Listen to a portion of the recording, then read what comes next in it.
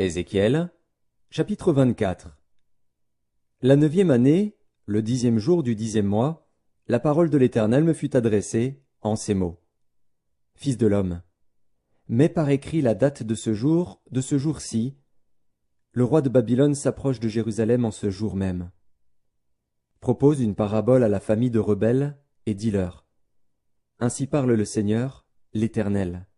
Place la chaudière, et verse-y de l'eau.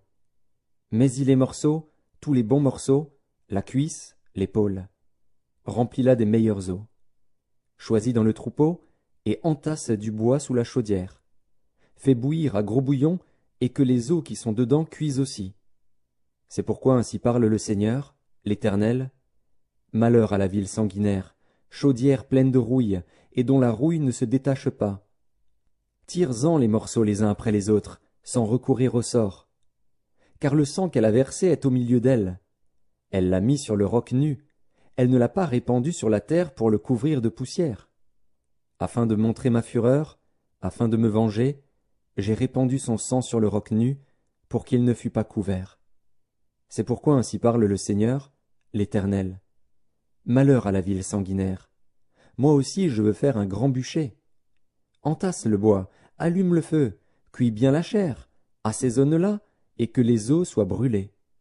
Puis mets la chaudière vide sur les charbons, afin qu'elle s'échauffe, que son airain devienne brûlant, que sa souillure se fonde au-dedans, et que sa rouille se consume. Les efforts sont inutiles, la rouille dont elle est pleine ne se détache pas.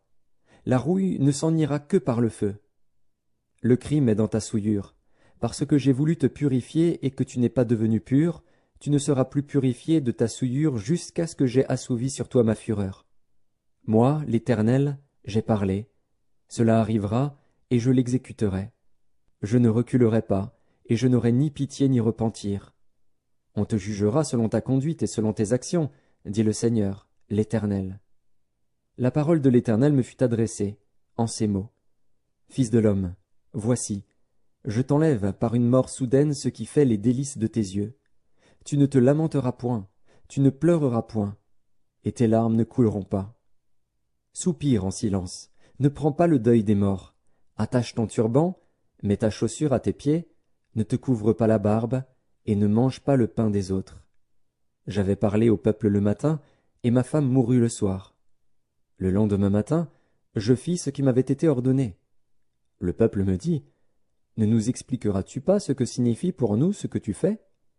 Je leur répondis, « La parole de l'Éternel m'a été adressée en ces mots. Dis à la maison d'Israël, ainsi parle le Seigneur, l'Éternel. Voici, je vais profaner mon sanctuaire, l'orgueil de votre force, les délices de vos yeux, l'objet de votre amour. Et vos fils et vos filles que vous avez laissés tomberont par l'épée. Vous ferez alors comme j'ai fait. Vous ne vous couvrirez pas la barbe, vous ne mangerez pas le pain des autres. Vous aurez vos turbans sur la tête et vos chaussures aux pieds. Vous ne vous lamenterez pas et vous ne pleurerez pas. Mais vous serez frappés de langueur pour vos iniquités, et vous gémirez entre vous. Ézéchiel sera pour vous un signe. Vous ferez entièrement comme il a fait. Et quand ces choses arriveront, vous saurez que je suis le Seigneur, l'Éternel. Et toi, fils de l'homme, le jour où je leur enlèverai ce qui fait leur force, leur joie et leur gloire, les délices de leurs yeux et l'objet de leur amour, leurs fils et leurs filles, ce jour-là un fuyard viendra vers toi pour l'annoncer à tes oreilles. En ce jour, ta bouche s'ouvrira avec le fuyard, et tu parleras, tu ne seras plus muet.